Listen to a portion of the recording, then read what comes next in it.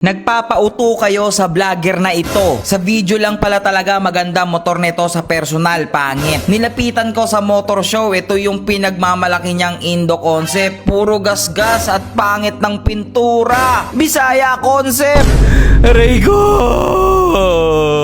Grabe ka naman, idol, sa makapagsabi ng pangit ng pintura at puro gasgas. For your information, isa lang naman ang pinaka-problema nito ni Lucy, yung basag na malaki dun sa gilid niya. Pero the rest is normal lang yon, lalong-lalo na binabiyahe natin si Lucy. So normal lang na magkaroon siya ng mga minimal scratches, pero hindi naman sobrang lala. Kung ayaw mo magasgasan ang motor mo, wag mong gamitin, itago mo lang parang si kumpare. That's why si kumpare walang kagasgas-gasgas, kasi never naman natin siyang ginamit pang biyahe. Not unlike kay Lucy, kaya nga gusto natin siyang gawing Indo concept, gusto natin siyang gawing pang araw-araw na motor natin. At the same time, pogi. Ikaw, mga panglait ka sa motor ko, baka kahit pang tricycle wala ka. Pilit kayo ng pilit ng Bisaya concept. Wala namang Bisaya concept, kayo lang yung nagpapauso nun. At the same time, masyado nyo pang dinidiscriminate yung mga Bisaya nating kababayan. For your information, kapwa Pinoy mo yung Bisaya na sinasabi mo. Baka nakakalimutan mong Pinoy ka rin, idol. O baka hindi ka Pinoy. Pero anyway, like what I said, nasa under rebuild program natin si Lucy. Kaya paunti-unti natin siyang mini-makeover papunta talaga sa final look niya na Indo concept. Kaya ngayon, magre-repaint na naman tayo na kahit alam nating mahirap at nakakapagod, pero kailangan kasi gusto nating gumanda yung motor natin at para umiyak yung mga basher. Tara, umpisahan natin baguhin yung kulay ni Lucy. Ay, di na kayo natapos. Diyos ko naman. Ilang beses ko ba sasabihin sa inyo na sa under rebuild program kasi si Lucy? Totoo naman yung sabi mo, basher. Katulad nito. Ayun o, basag o. O, diba? Tapos ito pa. Ayun o. Ayun o. Ayun o. Close up mo, kita ba? O. Ayun o. Ayun o. Ayun pa o. Yan ba inaano mo ito? Ano ba yung iniiyak mo? Ano ba yung iniiyak ng basher natin? Ito? Yan, umiiyak ng basher natin. Paano di ka na umiiyak? Ito ba yung iniiyak mo? Ha? Ito ba yung iniiyak mo? Ha? Hmm? Yung ba yung iniiyak mo? Ha? Ito pa. Yan, tignan mo. Bumakat yung sticker o. Yan ba? Yan ba gusto mo? Ha? Ano pa? Ano pa gusto mo? Ito? Punit. Oh. Ano pa? Ginagalit niyo ako Ay, natanggal sa kamay ko. Ha? Boy, joke lang, Lucy. Joke lang. Hindi kita sisipain.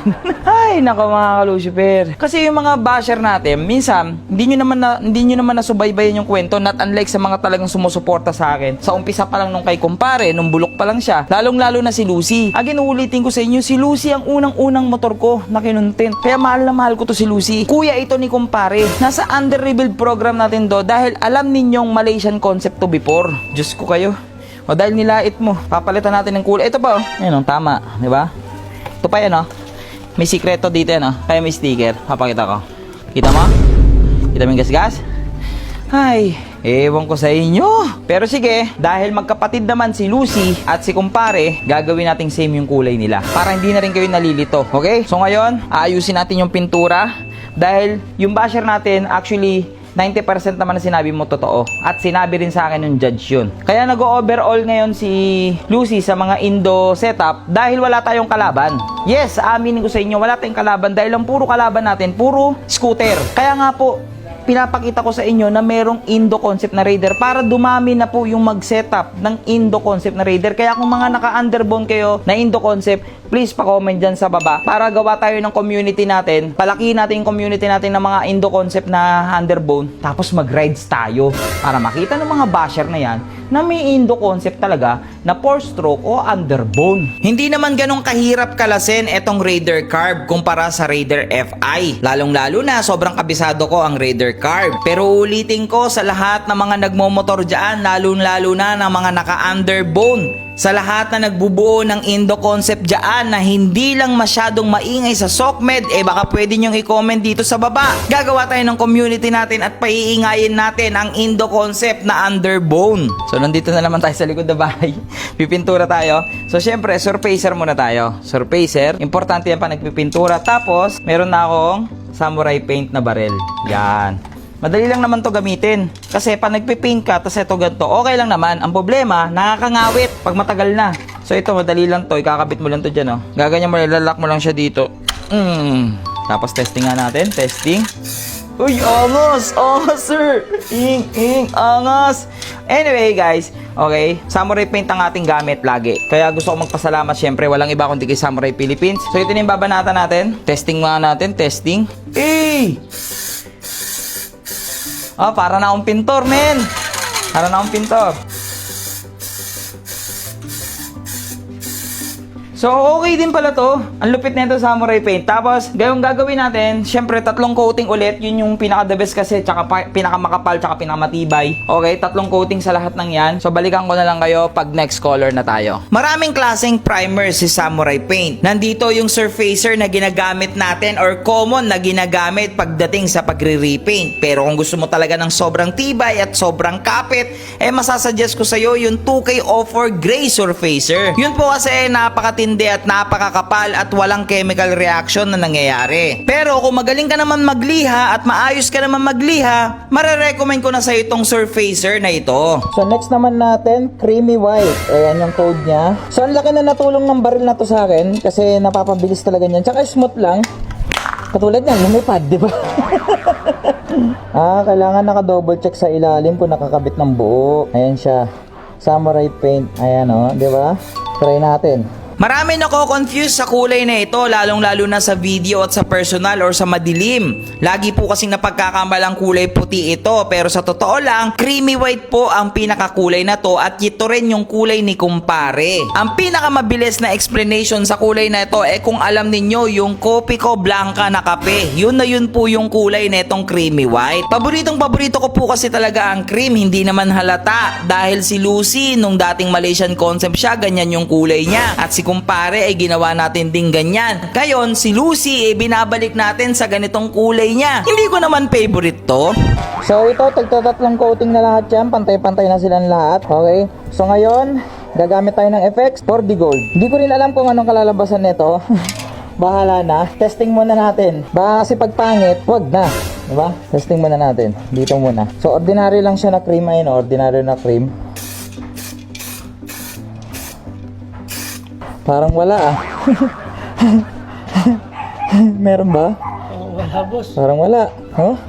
Kasi cream din no? Ay, meron. Kita ba yung mga glitters? Ayun Meron na, boss. Di mo kita, di ba? Pero pa nag-flash na kita ba sa camera? Ayan siya sa camera. Yo, manailawan, boy. Parehas na parehas sila ni kumpare. Tama ang ginawa ko. Nice. Ito, ayan tignan mo. Wala pang effect, di ba? Try natin banatan ito.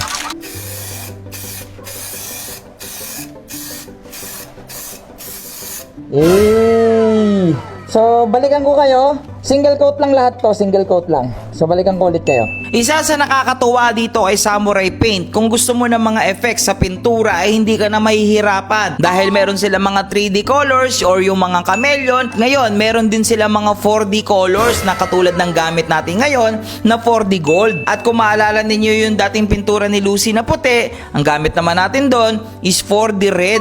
Malaking tulong yung mga ganitong effects para mas lalo ma-enhance yung kulay ng ating mga motor. So ngayon, ang ganda ng 4D gold pala pag natutuyo. Ewan ko hindi nyo lang kita pa, pero ngayon kumikislap yung mga gold. Ganda. So ngayon ang gagamitin natin top coat, 2K01 na hologram. Kasi tatry natin yung mas may effect siya. So dahil 2K to, alam nyo naman na to pag 2K, may kakaibang ginagawa dito. The moment of truth. Again, ang kinaibahan nito sa normal na top coat, mayroon tong effect. Yung mga glitters to. Try natin. Maganda itong top coat na hologram na to kung mga dark colors yung gagamitin ninyo. Dahil lalabas po talaga dito yung mga glitters or yung pagka-hologram netong top coat na to. Pero sinubukan ko pa rin sa light color, baka sakali kasing lumabas pa rin dito yung effect niya. At magsama sila or mag-combine sila nung 4D gold na nilagay natin. Pero if ever na hindi naman lumabas, it's okay lang. Kasi maganda naman talaga ang 2K01 na top coat. Boy, kamusta? Gags, di kakulay ni kumpare, min. Kakulay naman kakulay ni kumpare. Magkakatayo. na natin. So dahan-dahan lang ako sa pagkakabit ng bagong repaint na kaha ni Lucy. Hindi ko lang napakita sa video pero isang araw po nating napatuyo yung pintura natin dito kay Lucy. Pero syempre hindi pa ganun katigas yan kaya kailangan kong dahan-dahanin yung pagkakabit para maiwasan na natin yung gas-gas. Baka mamaya kasi laitin na naman ng viewers natin na basher, baka mamaya may masabi na naman. Kaya ngayon pipilitin ko mailagay at mailapat ng maayos yung mga kaha ngayon ni Lucy para poging-pogi at sobrang kinis niya. Mga Lucio Perez, ang puso naman dyan para sa amin ni Lucy. Pagod. So ito na muna yung itsura ni Lucy. Hindi natin nilagay yung leg shield kasi normally sa Indo, meron silang binibili yung tabas. Yung pag ano no. Pero yung iba naman, yung stock na leg shield, pinuputol pagpunta dito. Kaso ang pangit kasi, nanginay ako sa leg shield ko. Pero anyway, comment kayo kung ilagay natin or hindi. Pero para magkaroon kayo ng idea, check nyo muna yung montage.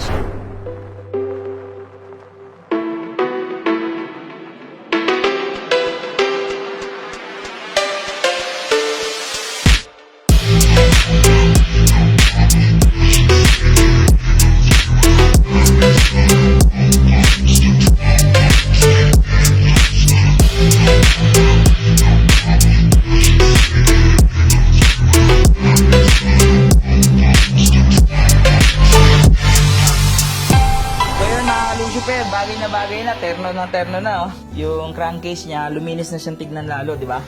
So, decals na lang ulit ng Indo niya. Magkapatid na talaga sila ni kumpare. Ayun sila, magkapatid na talaga. Again, comment kayo kung may leg shield. Ito yung leg shield, or walang leg shield. Yan, comment kayo sa baba. Or, maglagay tayo ng leg shield, pero yung pang Indo. Yung Indo kasi ganito lang yun, oh. Pag ano na siya. Parang open talaga tong makina. Yan. So, comment kayo dyan sa baba. Tapos, maraming salamat sa Samurai Paint. Ang ganda ng pintura, may. Ganda. Kinang-kinang sa araw. Diba, alim, nakita nyo naman sa montage, diba? So, hanggang dyan na lang muna yung video natin. Pahinga muna ako. Nakapagod talaga mag-repaint. Nakapagod. Hanggang dyan na lang.